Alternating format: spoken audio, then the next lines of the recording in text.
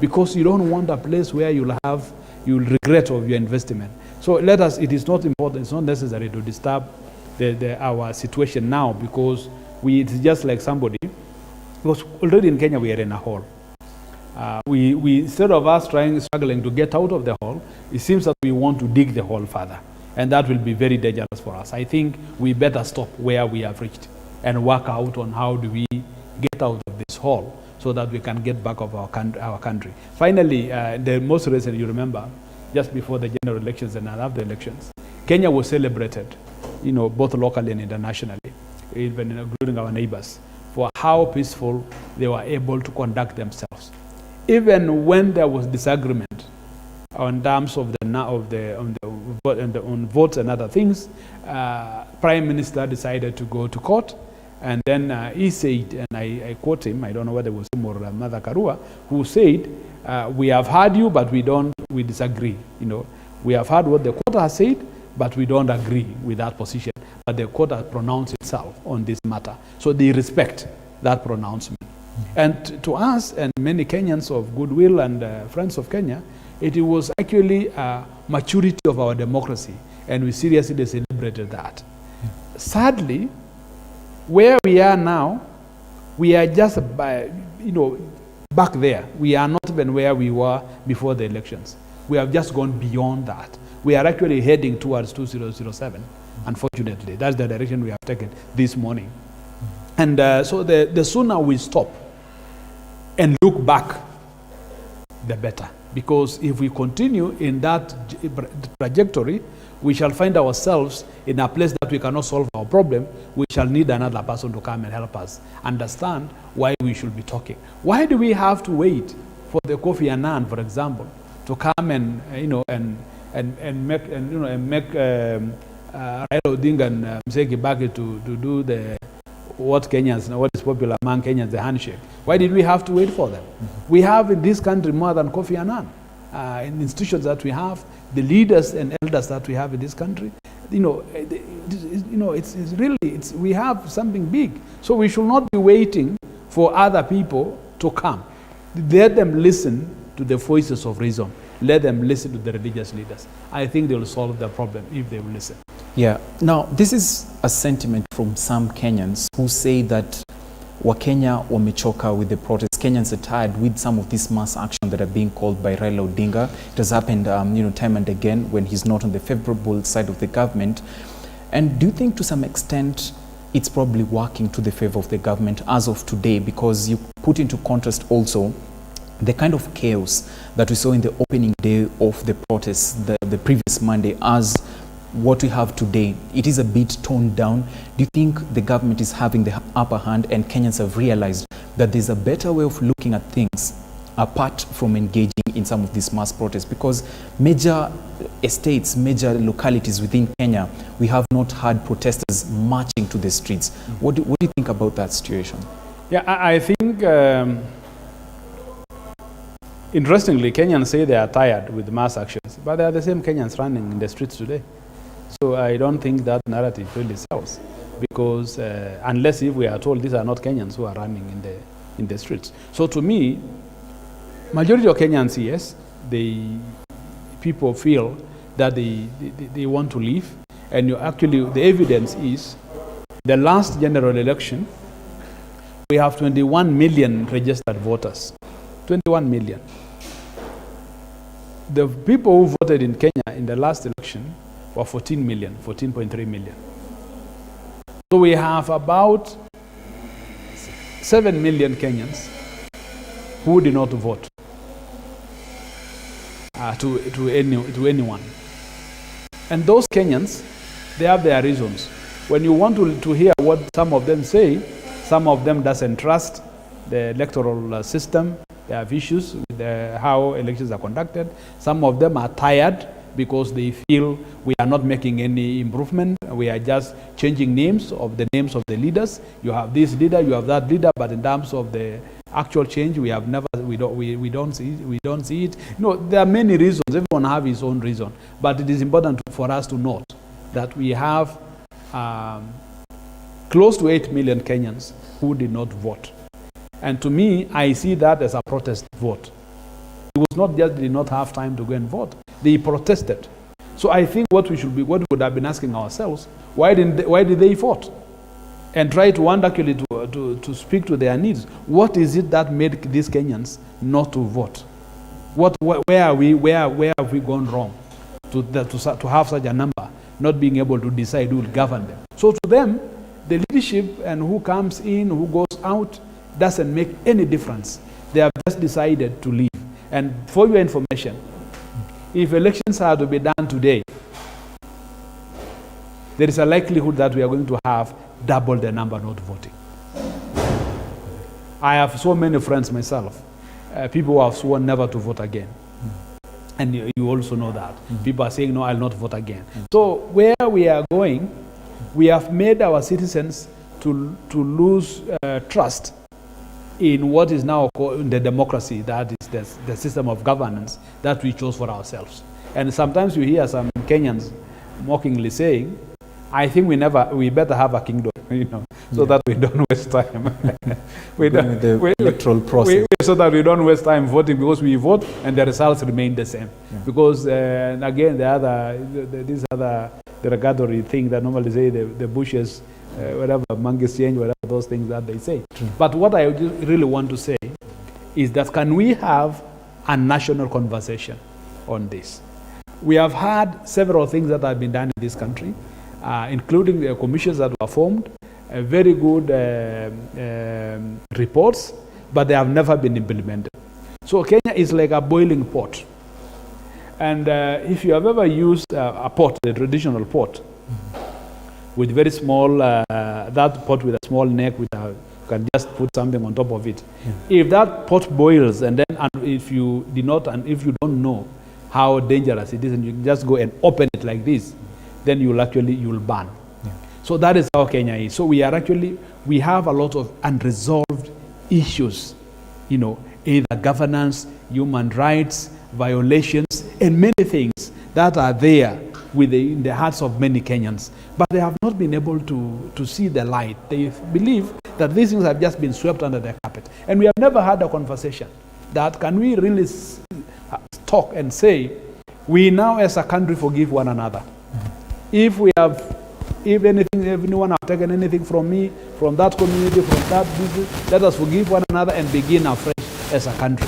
I think we have never even thought of doing that. And those are some of the things like South Africa did to forgive themselves, and they agreed that now let us begin afresh as a country. As a country also in Kenya today, we have so many unresolved, and we are now putting other unresolved issues on top of what is already there. So we need to be careful on where we are going. In the past, we've had the President William Ruto stating that there was a time when dialogue had been called between the former president, this is in the year 2017, the former President Uhuru Kenyatta. This time this was the Jubilee government. Dialogue had been called between the Jubilee government and NASA party in 2017. So the current President William Ruto stated that President Uhuru Kenyatta was willing to relent, was willing to let Raila Odinga have a fair share of the government, and he was so aggrieved with that situation he could not allow it. We've also heard in the past people saying that Raila Odinga is a very popular leader on ground and he has so much power, but what he does wrong and what has been costing him the power is his relenting nature. He's always willing to let go. Do you think Raila Odinga, after hearing and having some of this conversation get to him, would have made him not want to relent anymore this time? Because people are saying, you've been vying for the presidency for 5 times, you've been going to the courts, and you've also been relenting, you've also been letting other people take the power. So do you think this is the time when he said, I am not going to relent, I'm going full on and I'm taking what I believe belongs to me? How? To me, I think that is not the way out. Because there is this saying which many of us in the faith community believe, that God chooses leaders. And your time will never come until it comes. So sometimes you don't force things. You cannot make things happen just that way. You struggle, but God approves whatever that you want to do. So the struggle is right to struggle, it's right to do whatever he wants to do, but it is not right to say, for example, maybe he's being pushed that you should not give away anymore because he has nothing to give out now. Because elections were done, the winner was declared, and the loser, of course, when the winner is declared, the loser measures as well. So in this case, there is nothing we can, there is actually no contestation on that. The contestation that was there was sorted out in the Supreme Court. And I want to say this, Raila Odinga's struggles are not in vain. He have actually not lost in any way, because all the achievements that we have made in democratic space, it has the footprints of Raila Odinga. So it's not a loser in any way. It just depends on what is this specific thing that he wanted. But in terms of achieving, he have achieved a lot as an elder statesman. So to me, for now, he does not have anything specific to say that, or we can actually say he's losing anything, because after all, he did not get anything, because he lost the election based on what had happened. To us as a country, we chose to establish institutions that will decide who become the president. That institution is there, and they made their declaration. We also given an opportunity of the Supreme Court, where someone who is not certified can actually go and raise issues. And he went there, and the outcome was what became. So we have a president in office now who was declared the president of the Republic of Kenya after winning the elections. Thus, the space is not empty. There's no vacancy in the office of the president. So what is there now are issues that we want the holder of the office to address. So if we confine ourselves to that, I think we may not have a lot of things. So if anyone else wants the office of the president, that office is going to be vacant in 2027. That is the only window that is available for anyone who wants to occupy that office, because that is the constitution we gave to ourselves as a country. So any attempt is in 2027. For now, how can we ensure that Kenyans live in peace? How can we ensure that the unga is affordable and other things around that? And how can we absorb the growing youthful population to the job market? And again, on this matter, as a country, we are sitting in a very, very dangerous kind of time bomb, because we have a growing population of nothing to lose. If you have people who have nothing to lose, and there are more than those who have everything to lose, then you expect the everything to lose and lose big. Because those who have nothing to lose have nothing to lose. If they throw the stone, they don't mind where it hit, where the stone will fall. If you kill him, it doesn't matter to him, because after all, he was dying of hunger. He was even to die because of he doesn't have a shelter where he put. So we have very serious things that we need to deal with as a country. And I think too much politics at the moment will not help us.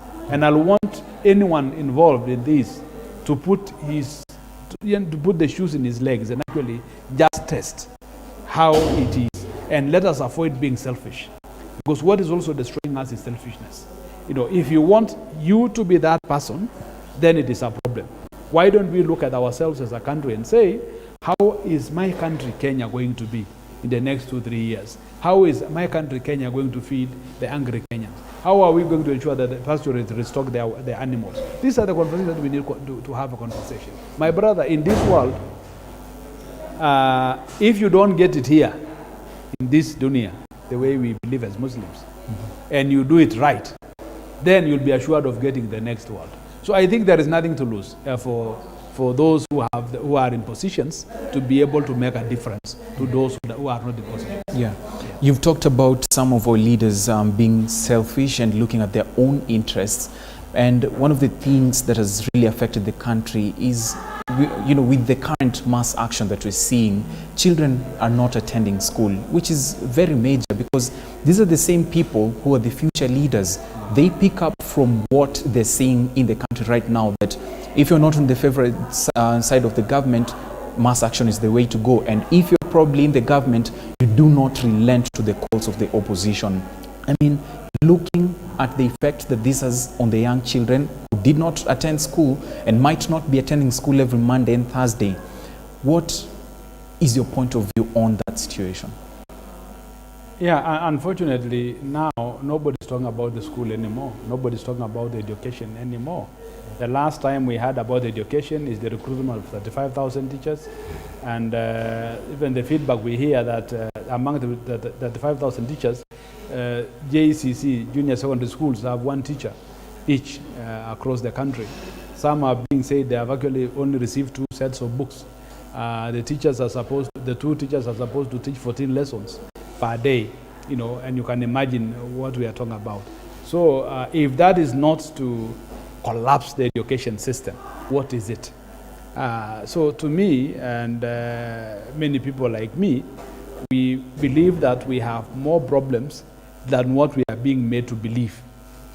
The Chereras issues, the server issues, if you compare to the issues that is staring at us, we are staring at a bigger problem than the political agenda of some of our political leaders. I think we have a responsibility as the citizens. Can we be able to talk to ourselves and actually just run away, just get out of this, let these people remain on their own, and we just chat our way forward and we put our demands on the table and say this is where we want Kenya to be? I think it's an option. It's an option, and that should be where the civil society and religious leaders should be thinking about. Because it seems that we have lost the political class. In years back, we had a very objective parliament. So those years, you can share anything in parliament, you can have a very strong push from parliament. But today we have lost parliament because parliament have been captured by the political players, because our party system in the country, parties are owned by individuals. So what happens when you play around, then the party will sideline you. So what that means, you actually lose your position. So it is between life and death for you to become a sycophant of your political leader. So we have denied ourselves objective and independent leaders in the National Assembly. We have just remained with a very, very few of them in the National Assembly. And that is, again, a misfortune that has befallen the Kenyan people. So when we want to run away from politicians, the only place we can run to is we can run to the religious leaders, we can run to the civil society. Yeah. Let's get back to matters religion. And one of the denominations, rather religion in the country, is Islam, which has been adversely affected with the mass protests because we're in the holy month of Ramadan. We just began the other day on 23rd of March.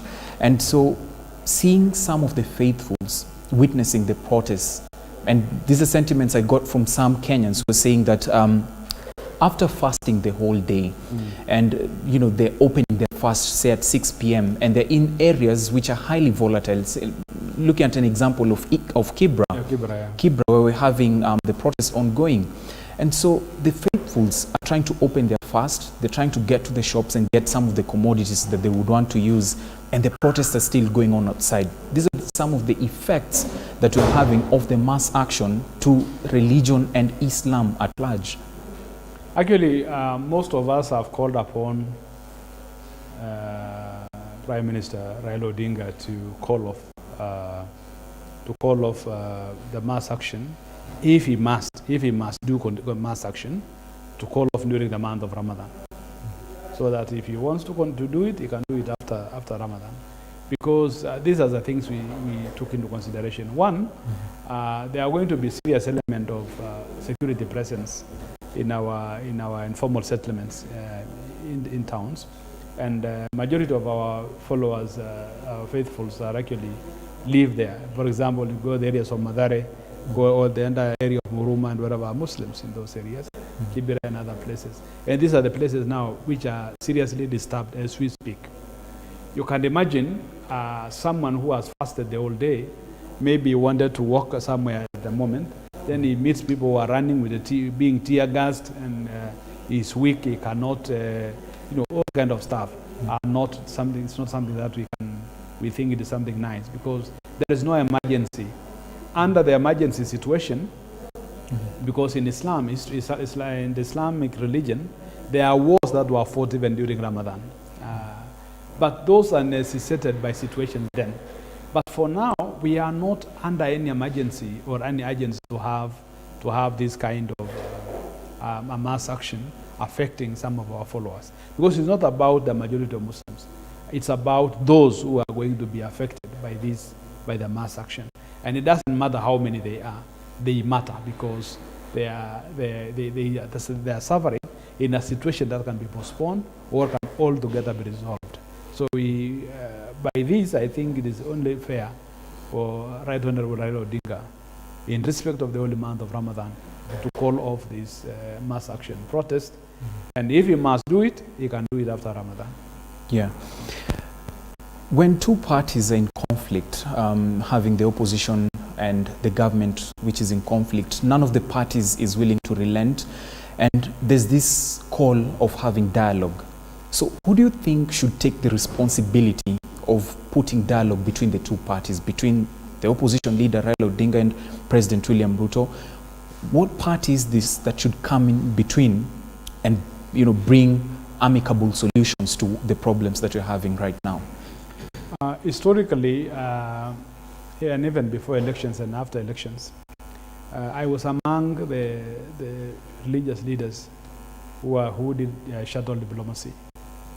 Between the three of them, that time we had the former President Uhuru Kenyatta, who was still in leadership, and then we have the President-elect, then His Excellency William Ruto, and the Prime Minister Raila Odinga. And we were able to do the shuttle diplomacy just to contain their membership, to their followers, and to remain true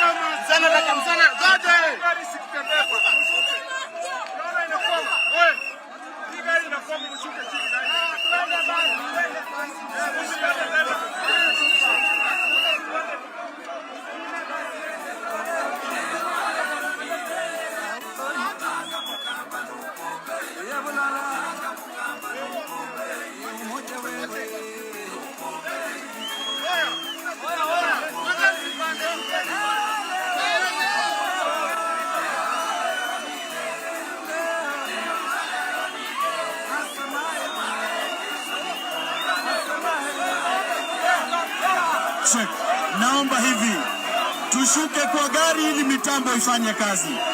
Vijana mumesimama kwa gari, lazima mshuke. Fidel nisaidie tafadhali, nisaidie Mbogo. Lazima tushuke. Tushuke kwanza ili mitambo ifanye kazi. Sawa sawa, twende hapo mbele. Polepole hapo kwa mda. Inawezekana. Hapo 42 kwa mda. Usipande gari tafadhali. Usipande. Wacha. Kibra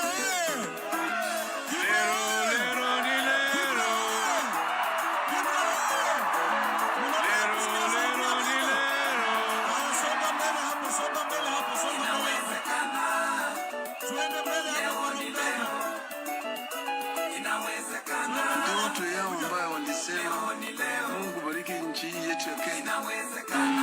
Haki iwe ngao na ulinzi. Tukae na undugu, amani na uhuru, raha tupate na ustawi. Tusonge mbele polepole. Tusonge mbele. Spider, wachilia.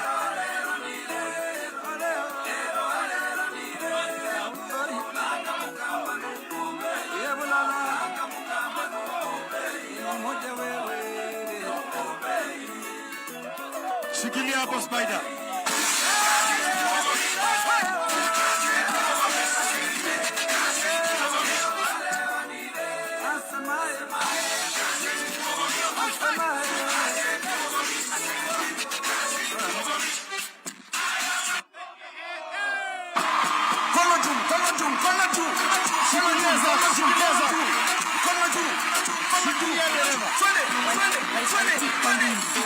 Nataka nani?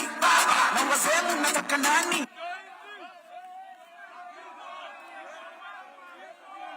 Shikilia hapo Zak. Hebu pungia mkono Winnie Odinga. Asante sana msichana wa baba. Huyo ni soja kamili.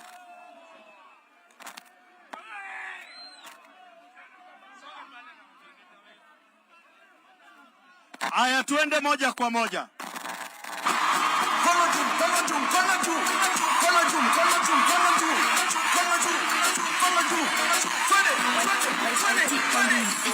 Nataka nani? Na wasemu nataka nani?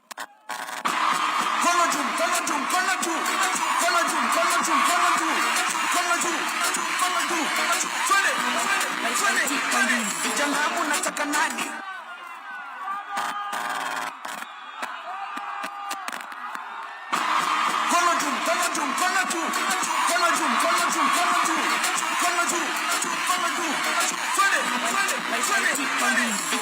Nataka nani? Na wasemu nataka nani? Hadi wa mama mnataka nani? Hello. Kibira hoye. Vijana hoye. Vijana mko gangari.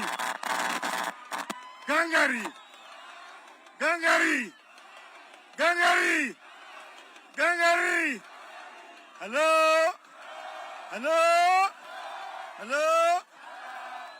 Bei ya maisha mpaka irudi chini. Bei ya unga chini. Bei ya mafuta, bei ya sukari, kodi ya nyumba, karo ya shule. Halafu sava must be opened. Sava ifunguliwe. Saba funguliwe! Saba ifunguliwe! Vijana mko tayari? Mko tayari? Baba amekuja. Amekuja. Tuendelee.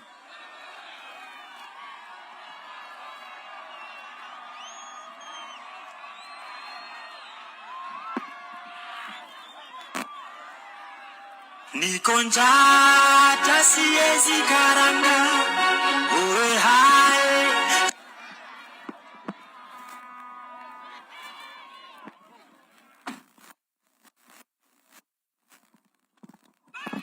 Kibera oye! Kibera oye! Munanisikiza? Munanisikiza?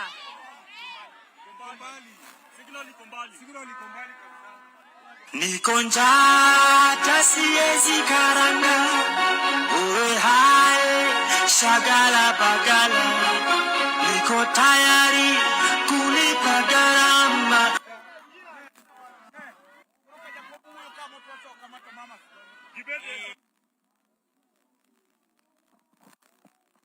Niko njaa hata siwezi karanga, uwe hai. Shagala bagala, niko tayari.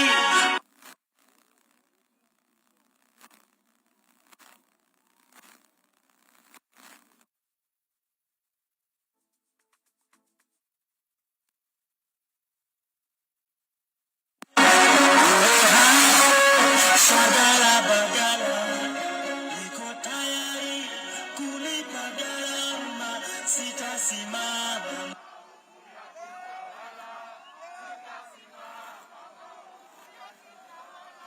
Niko njaa hata siwezi karanga, uwe hai. Shagala bagala, niko tayari kulipa gharama, sitasimama. Sitasimama.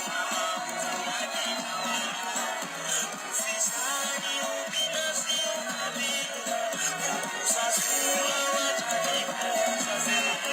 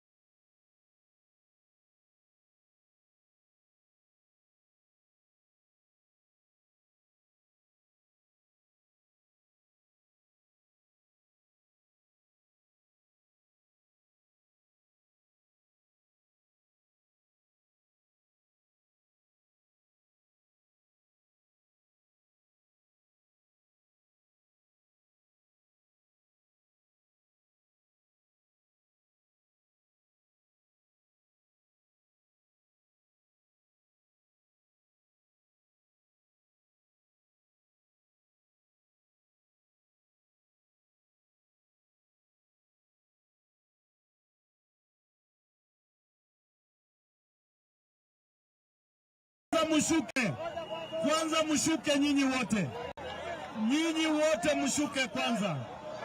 Na niombe maafisa wa usalama, Ombogo Fidel, mtu yoyote asipande hii gari. Asante, kila mtu ashuke. Kila mtu ashuke. Lai komanda nisaidie tafadhali. Isipokuwa wanahabari. Isipokuwa wanahabari. Wengine washuke. Isipokuwa wanahabari peke yake. Asante, Spider.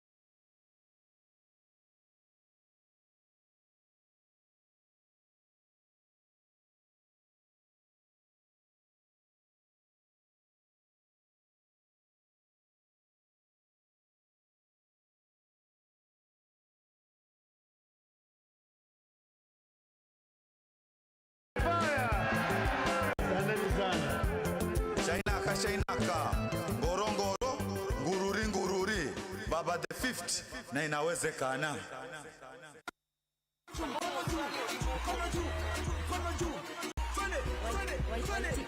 Vijana munataka nani? Na wazee munataka nani? Hadi wa mama munataka nani? Kono juu, kono juu, kono juu. Kono juu, kono juu, kono juu. Kono juu, kono juu. Vijana munataka nani? Na wazee munataka nani? Hadi wa mama munataka nani? Kila kona munataka nani? Ande hu, mbio, onera, morome. Kono juu, kono juu, kono juu. Kono juu, kono juu, kono juu. Kono juu. Vijana munataka nani? Na wazee munataka nani? Hadi wa mama munataka nani? Kila kona munataka nani?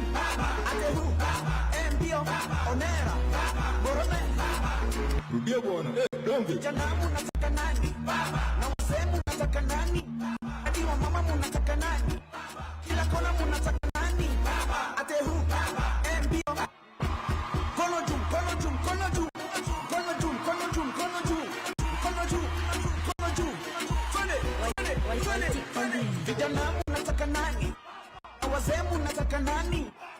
Wa mama munataka nani? Kono juu, kono juu, kono juu. Kono juu, kono juu, kono juu. Kono juu, kono juu. Vijana munataka nani? Wazee munataka nani? Wa mama munataka nani? Kila kona munataka nani? Ate hu, mbio, onera, morome. Kono juu, kono juu. Hey.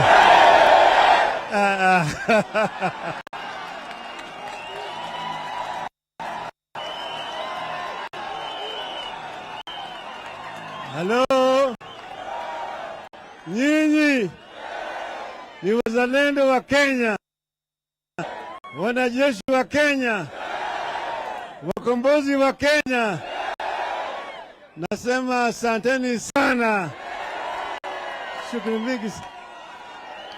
Halo. Mmesimama imara. Ni sababu nimekuja na jeshi la Azimio ya ukombozi MDD. Sasa nyuma yangu hapo kuna Mama Martha Wangari Karua. Tuko hapo na Steven Kalonzo Musyoka.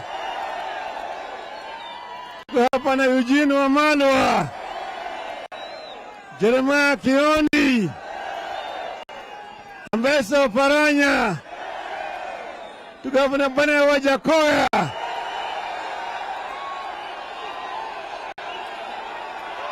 Sini wa baba. Vile vile tuko na James Orengo, tuko na Mheshimiwa Oloch, Mheshimiwa Orero, tuko hapo na Winnie Odinga, tuko hapo na Babu Owino, tuko hapo na Edwin Sifuna.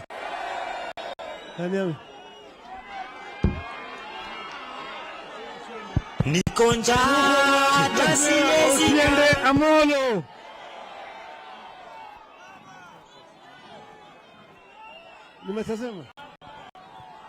Nimesema.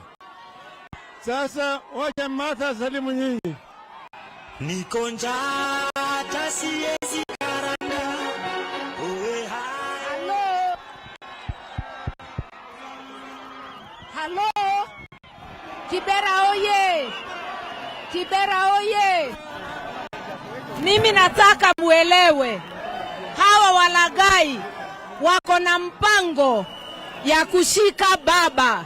Wakimugusa watakuwa wamegusa Kenya. Mimi nawaomba wakikaribia baba, tutatoka sisi Kenya yote.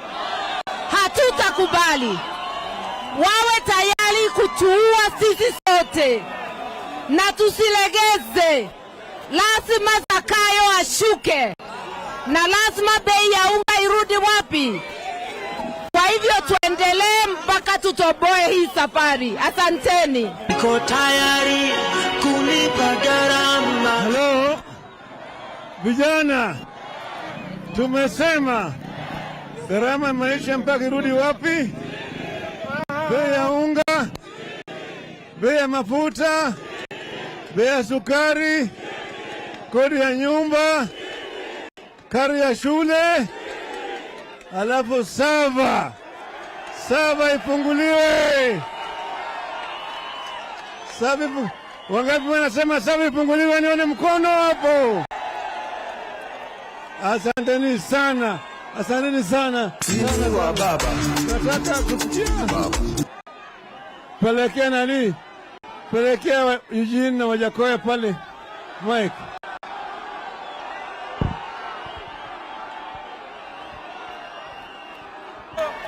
Kibira oi! Kibira oi! Tunasema hapa Kibra, tunasema lazima Ruto aende nyumbani, na tunasema asiporudisha bei ya unga chini, tunamwambia baba kila siku tuende maandamano. Kibira oi! Asanteni sana.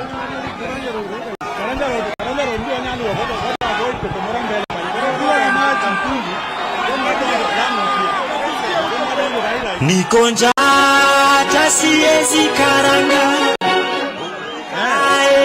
Shagala bagala. Niko tayari kulipa gharama. Sitasimama maovu ya kitawala. Niko njaa hata siwezi karanga. Shagala. Niko tayari kulipa gharama.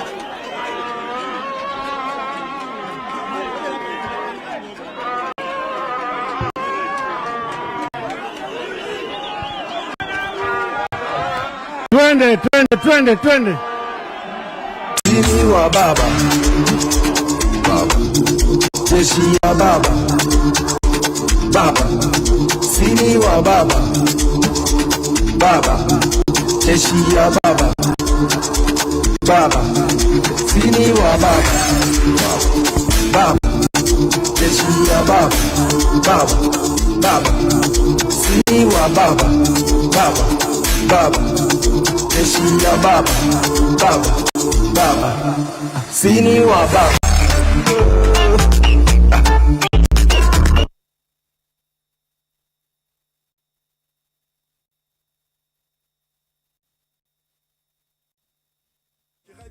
Hey! Wale wale wale wale wale wale wale wale wale wale wale. Uri anaitwa Joshua, pilot senior driver mwenyewe. Mwana wa mchuma kurwa lukulu.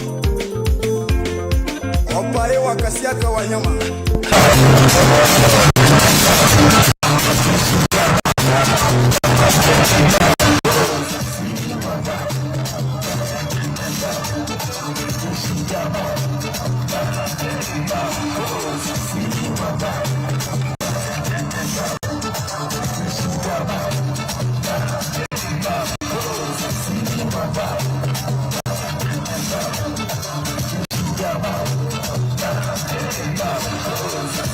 Baba.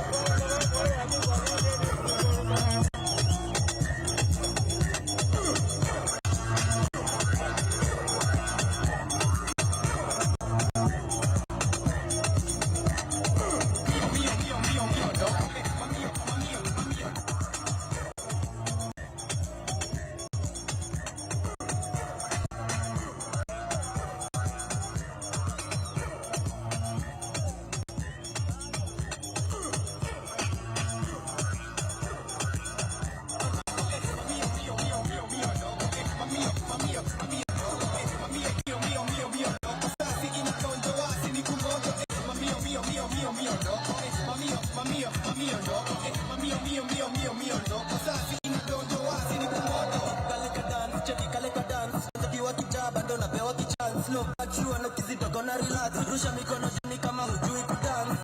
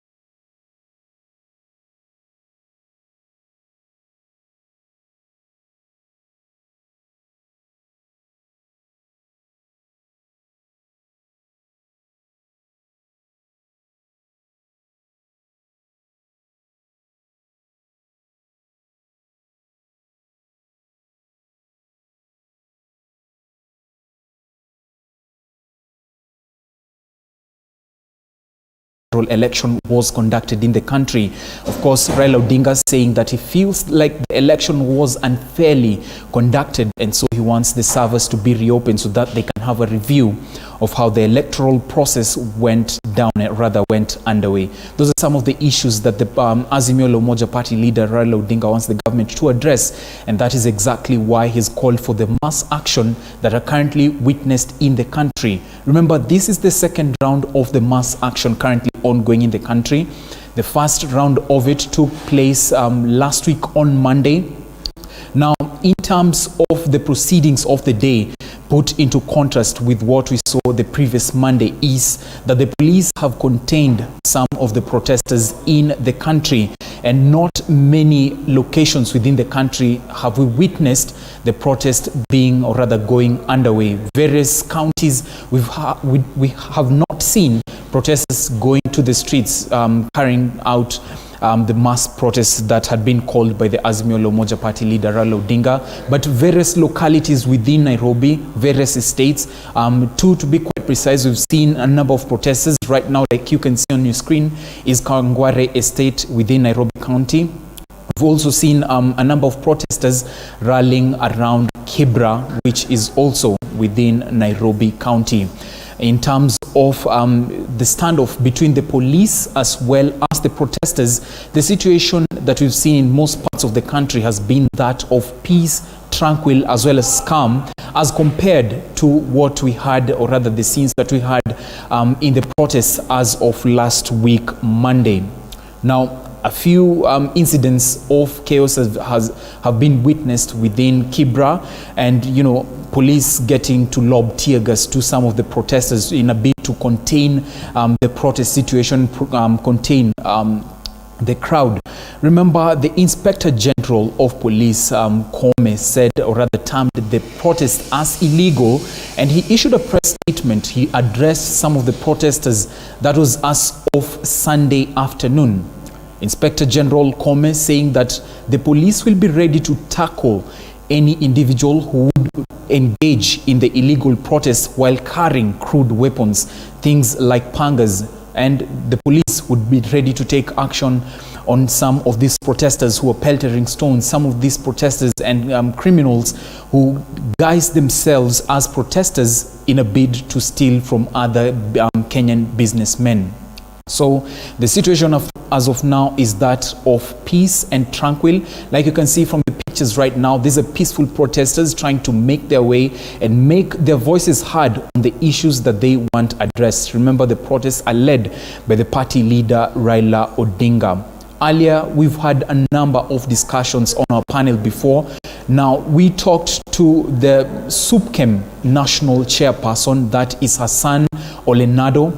I've had a word with him, and Olenado has raised some very pertinent issues, saying that the religious community in the country is calling for dialogue between the two leaders, that is Raila Odinga as well as President William Ruto, saying that this mass action and the standoff between the two parties, the government as well as the opposition, is pushing the country to the brink of violence, and the brink, or rather, Olenado, in the words of Olenado, he said that the country is close to getting back to the 2007 post-election violence, and he's called on the leaders to have dialogue, talk between themselves, and come up with amicable solutions to steer the country in the right direction. Just to give you a quick reminder, the pictures that are coming to you right now from Kawangware, and these are peaceful protesters trying to make their voices heard on matters, the issues that they want addressed by the government. A number of issues have been put across, and the party leader, the Azimio la Umoja party leader Raila Odinga, has said that he wants the government to address the high cost of living. He's also gone ahead to say that he would want the government to reopen the servers that were used in the just concluded August general election, because Raila Odinga feels like the electoral process was not fair, so he would want a review and the transparency of how the election was conducted. He would also want the Cherera 4, the 4 IEBC commissioners who, went aside from the other IEBC commissioners and said that they did not trust the outcome of the results. Now, Raila Odinga has gone ahead to say that he would want the 4 commissioners to be reinstated into the IEBC. The situation in the country as of now, from major parts of the country and other counties, is that not many locations within the country have we seen protesters taking to the streets in the Maandamano Monday that was called by Raila Odinga. In various counties, not much of an activity has been witnessed. Also, in terms of tranquil, peace and calm, we've not seen the kind of standoff that we had witnessed as of last Monday when the first round of the Maandamano protests had begun. So it is in just 2 specific locations that we've seen police getting to have a standoff with some of the protesters. One of the locations being Kibra, where we saw a number of protesters having tear gas lobbed onto them by the police officers. Also, while the protests in Kawangware location were beginning, we saw a bit of a standoff, but now, like we can see, the crowds have really gathered in numbers, and they're in support of the Azimio la Umoja party leader, that is Raila Odinga, of course, chanting and trying to make their voices heard on the issues that they would want to be addressed. In the build-up to this protest, we had the Inspector General of Police, that is Japheth Koome, who stated that the protest will be illegal and the police officers are ready to tackle anyone who would be taking to the protest with crude weapons like pangas, rungus, and anyone who would want to use rocks, to pelter the police officers in the standoff. So it is a situation that has a lot of peace, calm, and tranquil, and we're definitely covering and giving you the wall-to-wall coverage of the situation as it unravels in the country. The pictures that you're having right now, it is the convoy of the Azimio la Umoja party trying to make its way in the protests, and they're being led by the party leader, that is Raila Odinga.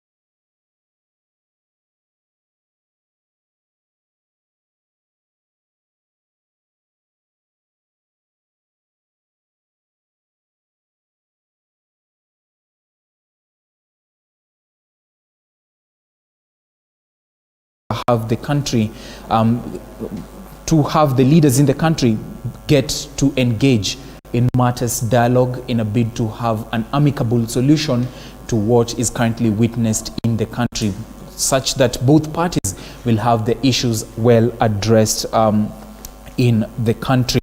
Of course, with the protests, we've seen children not attending schools because of the issue of uncertainty being witnessed in the country. We've not had a number of children getting to attend school, and we've also seen a number of business persons in the country not opening up their businesses.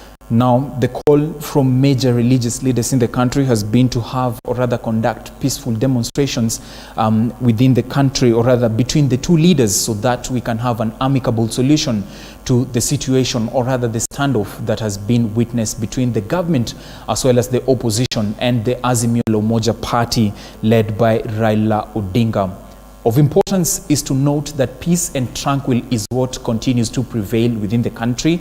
Major counties within the country, out of all the 47 counties, not a lot of protesters have taken to the streets in most counties within the country, and peace and tranquil is what has been prevailing. Actually, reports have it that it is only two parts within Nairobi County that have had a bit of a standoff between police officers and the protesters, and one of the areas being Kibra and the Kibra constituencies. And a little bit earlier, we had police officers lobbing tear gas to the people in a bid to try and contain the protesters and contain the crowd that had gathered. Also, when the build-up to the protest within Kawangware Estate in Nairobi County, in the build-up to it, and when the protest was just beginning, we saw a bit of a standoff between the police officers as well as the protesters, but that situation has been handled very carefully by the police officers. And now, what we're having are peaceful protests of the Azimio la Umoja party, led by the leader Raila Odinga,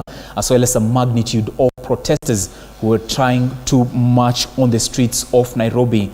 Of course, Raila Odinga has not gone ahead to give a specific location as to where they will gather.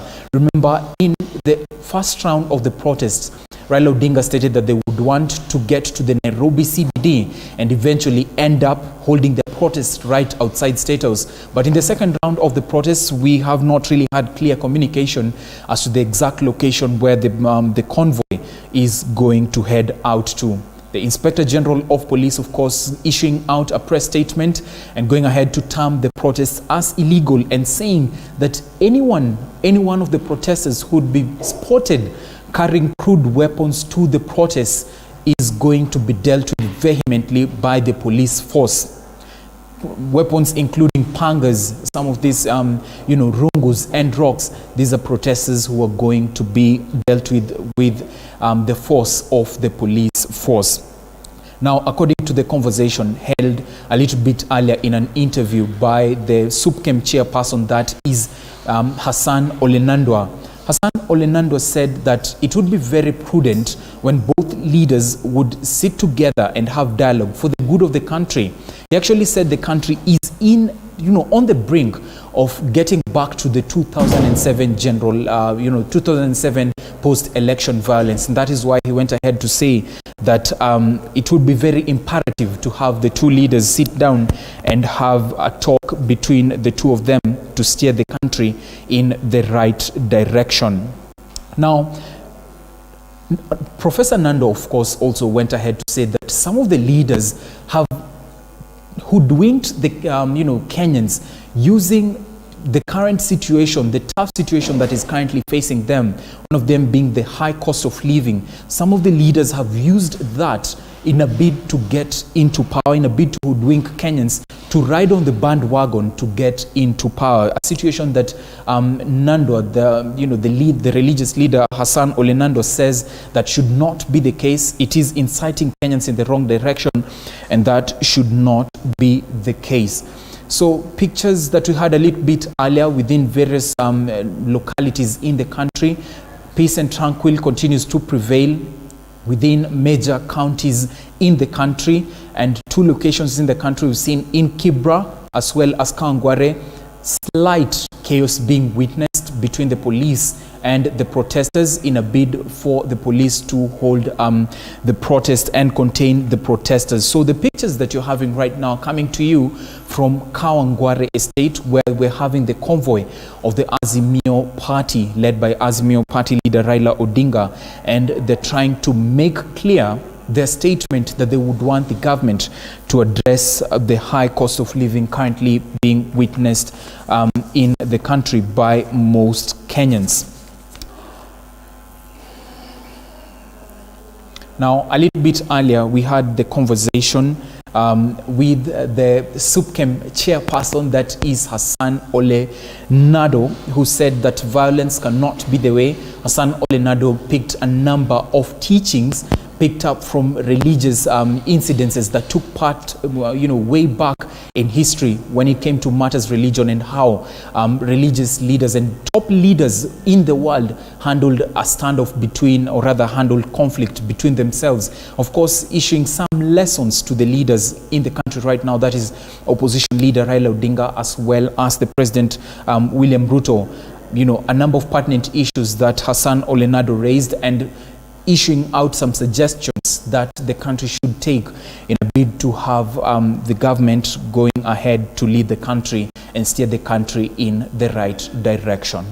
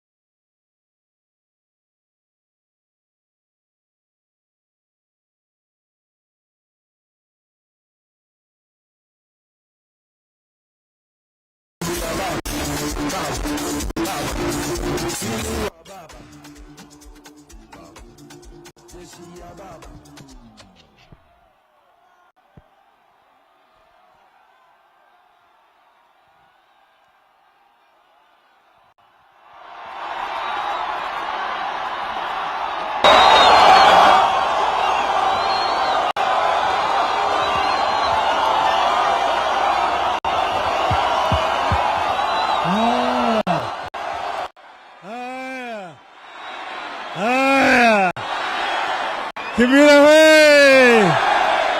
Kibira we! Vijana we! Anaye macho na?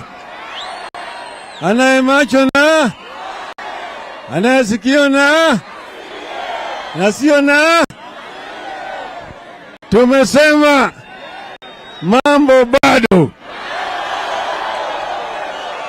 na bado nataka shukrani kwenu wakaji wa Kibira kwa ukakamavu, kwa ujasiri, kwa uzalendo, kwa ukombozi yenu. Asanteni sana sana sana. Hata wakizuia, jaribu kuzuia sisi, haizuliki. Mto Nile itafika Egypt, sawa sawa. Sasa halo,